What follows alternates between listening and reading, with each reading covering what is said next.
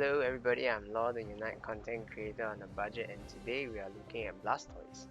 So Blastoise, the rapid spin and water spout build, even though it got a nerf, I still feel that it's quite useful to play in the game, and it's quite fun and it's quite easy to use as well.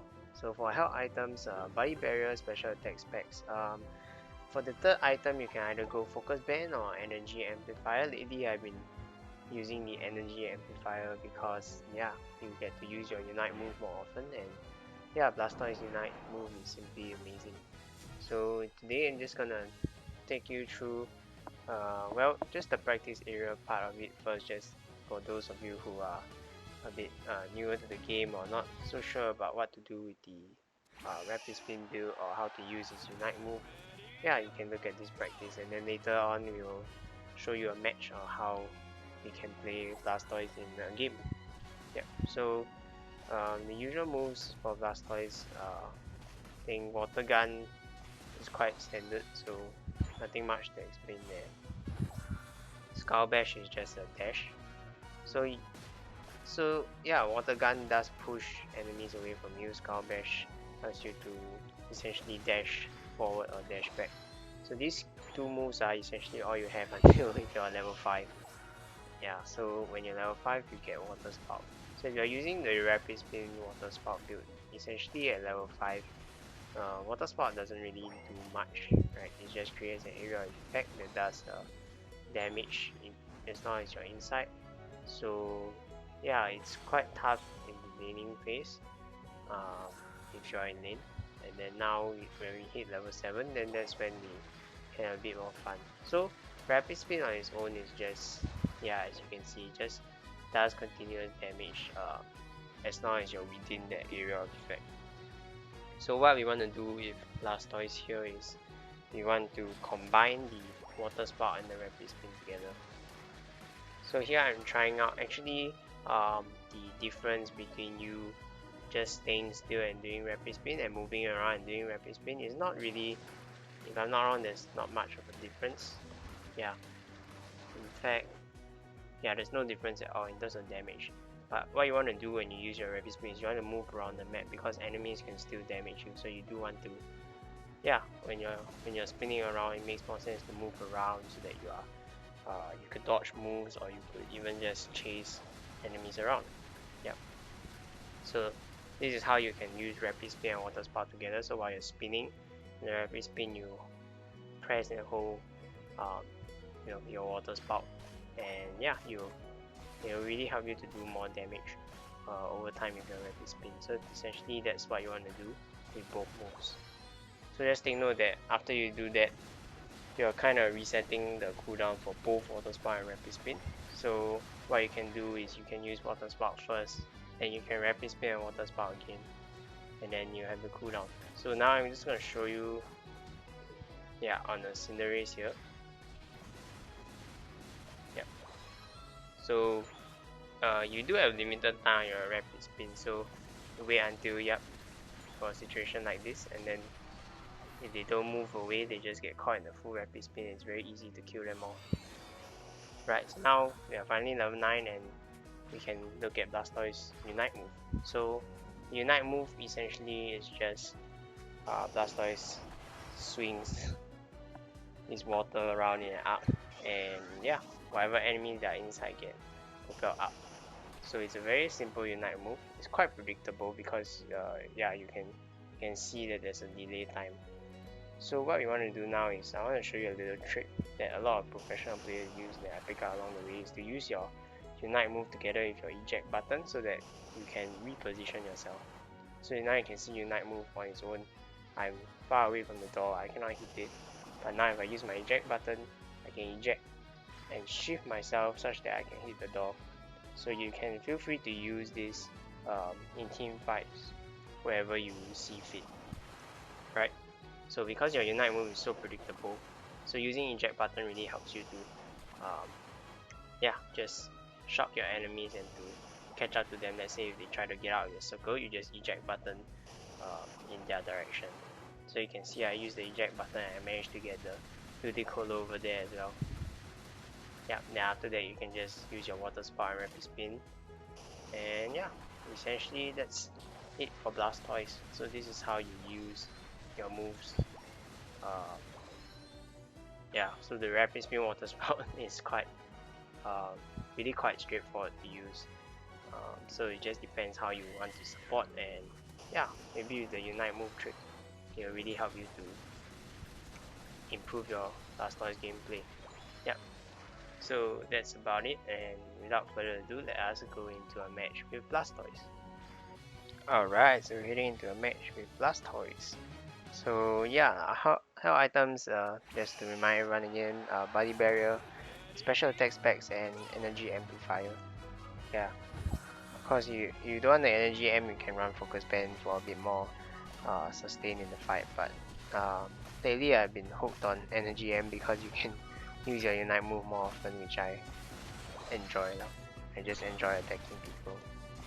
Yep, so due to some coordination error or whatnot, I'm alone for now. So yeah, I do what I can.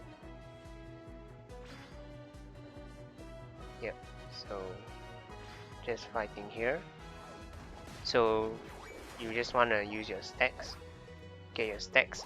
Gardevoir, you don't really need to worry because the auto attack of Gardevoir is not that strong. So you can afford to be a bit more aggressive at the start.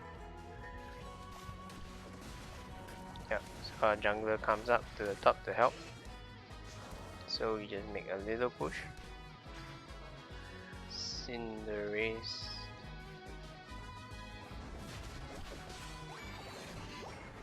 Yep, so unfortunately I didn't get anything, so I couldn't stack as well. So running back, 850 Bs are up, but unfortunately we weren't in the position to get any of it. It's a bit hard to lane against the Crustle. Greninja and Blastoise are not best laners in the game, especially Greninja is not a very good laner. So for Blastoise now, I mean, we just do our best to hold on, do what we can, and yeah, let's see how that goes.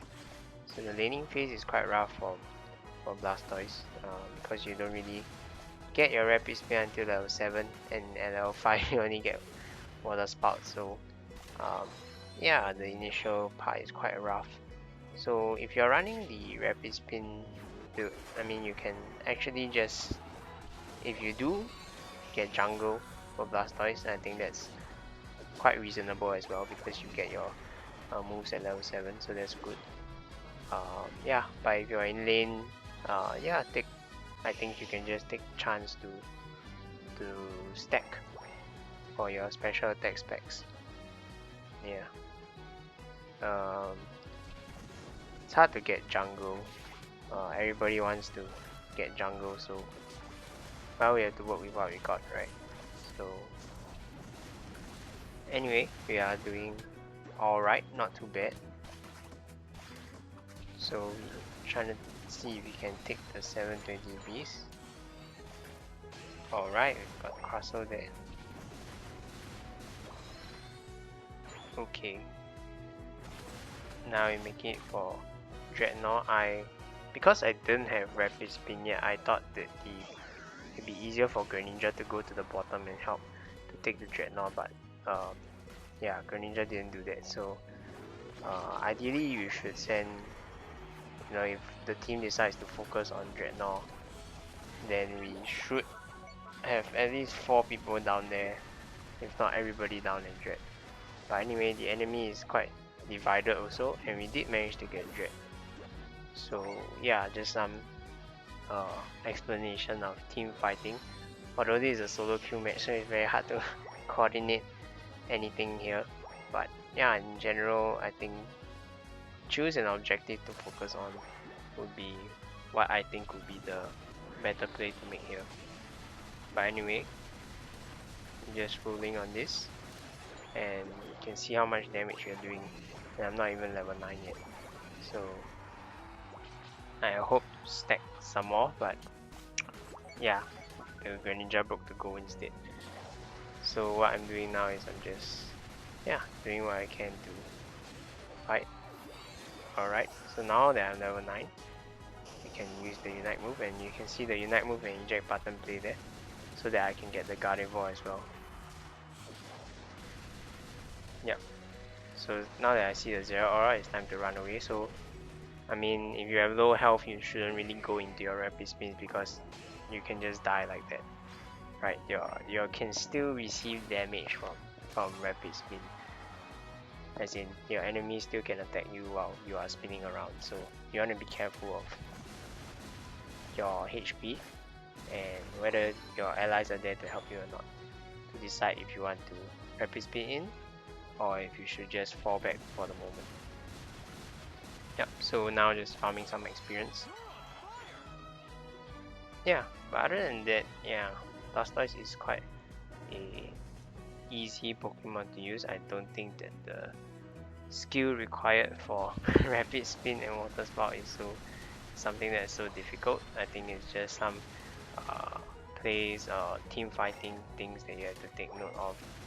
Some strategies in the game that really separate the good players from the better players, you know.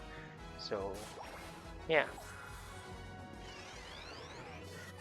So in my guides, I always try to find, or not really guides, but in my gameplay, I try to analyze a little bit about how maybe we can fight better as a team, or how I can do better as whatever Pokemon I'm playing right now.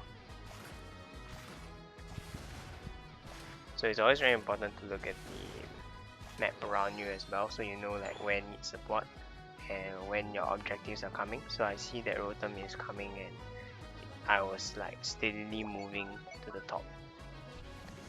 And Machamp is right, Blastoise needs backup. So yeah, we'll just do what we can there. But you can see that the enemies are also coming up.